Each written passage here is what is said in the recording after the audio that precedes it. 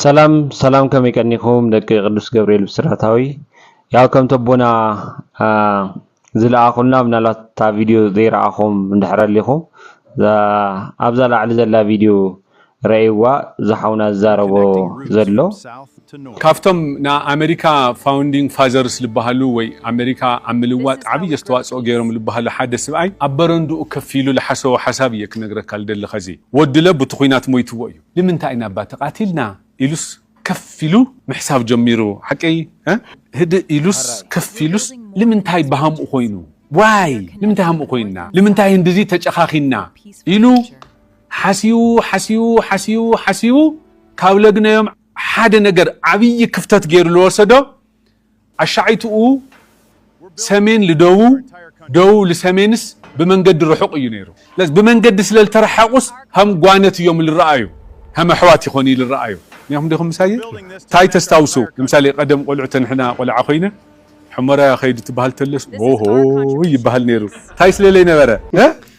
روحوا غير مثلنا نيروكو بس زقوان النتيجيش كطفو النيلو حرب علم النورو مراكب هفتام ينيرو تشيط انس دو مسمين بساعات لقاني بابور كسرح اللويل وسينو لومي اب تاريخ ودسب حدا عبي تمرتي حيزلنا يمصي زلو زحاوي برغت ز حساب زي اب حد مانم سلام زدلي ሃይማኖታዊ መሰረት ዘለዎ ሰብ ዝተሰخع ልቦና እዩ ነገር ግን ናፍቲ ጥራ ሐቅ ከንመጽ ኸለና ኣብ መበል 19 ክፍለ ዘመን ኣብ ኣሜሪካ ሃገር ነንባዓልቶም ዝ ኣሜሪካን ሲቪል ዋር ዝበሃል ይዋጉ ጨፋጨፉ ነይሮም ስለዚ ሓደ ዓብይ ሰብ ኣብ ተራ ቦታ ኮይኑ ኮፍ ኢሉ ከም ተሓውና ዘረድኦ ዘሎ ዓብይ ራእይ ዝነበሮ ብጣዕሚ ብዙሓት ሰባት ዓብይ ራእይ ነይሮም ካብኦም ሓደ እዩ እዚ ታሪኽ እዚ ሰሜንን ደቡብን ኮንፌደሬትን ዲሞክራትን ተባሂሎም ተኸፋፊሎም ንበዓልቶም ዝዋዱ ዝነበሩ ኣሜሪካውያን ንድሕንነቶም ዝኸውን ሓደ ሓሳብ ዝሓሰበ for a peaceful future. مبارك سبت تاريخ كم سمعه ومو إذا تاريخ زي لو مين عنا نتاي زمرنا كلنا ندحر حاسبنا نحنا we're connecting roots from south to north. يكرتا نحنا حزبتات إيرتران إثيوبيا ناي تግራይ بدم بحونت ببهلي بهايمانت تاريخ من مفلالاي يبلنا We're building more than just bridges. كمنا أمريكاويان عبي كفتت زلنا زي كنا أتي محبرسبنا نبعلتو نزمنات كابرابع كفل زمن جميرو بحادث قاب كيه بحرزنا جزم محلالف زنبر محبرسبيو سلازي نحنا قند حيرو زمتا أيكون ندلل كنجبر بفنجن بتحساس بحاصرن ببوليتيكا بلاشين عينان تنجيرنا يومالتي نزي من دغزي كمي غيرنا نفرسو كمي غيرنا خان ابت زنبره فقر نملس سلازي ازي عبي تلخوناي قدوس غبريل بسراتاويان محبر ناي كالوتن يخون مالتي سلازي ثلاث عبيت سغمتታት كنوسد يغبا إلنا نحسب اتقدماي ناب ሃይማኖታዊ خبرتاتنا مملاس ሃይማኖትና ቂምን ጽልእን ዘይኮነስ ይቅርታን ሰላምን እዩ ዘምረና ከም ትፈልጥዎ ስለዚህ ሁሉ ሰብና ሃይማኖቱ እንድሕር ተመሊሱ ትኩረቱ ኣብ ምንታይ ይኸውን ኣብቲ ዝግበአና መጽሐፍ ቅዱሳዊ ክብርታት ምትግባር ይዝኸውን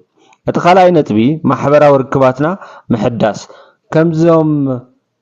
ኤርትራውያን ኣሕዋትና ኣብቲ ጽዕጽዕ ሕማቅ ኩናት ኣብ ዝነበረሉ ሰዓት እንኳን ዝገብርዎ ዝነበሩ መተሓገጋዝ ማኣስ እቲ ዝግበኦም ክብሪ ክንከፍሎም ከም ንኽእል ከም ተጋሩ ኣይፈልጥን ብጣዕሚ ከቢድ እዩ ነገር ግን ኮማ ዓይነት ህዝባዊ ርክባት ምግባር እዩ ማለት እዩ ማሕበራዊ ክብርታትና ምሕዳስ ክበሃል ከሎ ንዘመናት ዝነበረ ናይ ሓባር ባህሊ እቲ ናይ ምብፃሕን ምትሕግጋዝን ልምድታትና ዳግማይ ህያው ክኸውን በርግጥ እዚ እንኳን እቶም ብዙሓት ኤርትራውያን ኣሕዋትና ካብ ወፃእ ኮይኖም ይትግብርዎ ነይሮም እሱ ምጥንኻር ከለየና እዩ ንሕና ከዓ ናብ ኢትዮጵያ ናብ ዝዓዲ ክመፁ ከለው ዝኸኣልናዮ ከም ኣሕዋት ምንክብኻብ እሱ ክቕፅል ኣሎ እቲ ሳልሳይ ዓብይ ነገር ተስፋ ዘለዎ ነገር ሳልሳይ ቴክኖሎጂን ስልጣነን ንሰላም ምጥቃም ምክንያቱ መምሃር መምርማር እንድሕረሊ ትኩረትካ ኣብቲ ቴክኖሎጂን ኣብቲ ዕቤት ናይ ዓለም ዝበፅሐቶ ስለ ዝኸውን ብዙሕ ህውከት ዘይክህሉ ይኽእሉ ማለት እዩ ክብራት ተዓዘብቲ ፖለቲካ ይልወጥ እዩ ህዝቢ ግን ዘለዓለም ይነብር እዩ ነዚ ኣብ ልብና ዘሎ ናይ ጽልኢ ሓጹር ዘለዎም ፖለቲከኛታት ካብ ልብና ከነውጾም ግዴታ እዩ ናይዚ ሓሳብ እዚ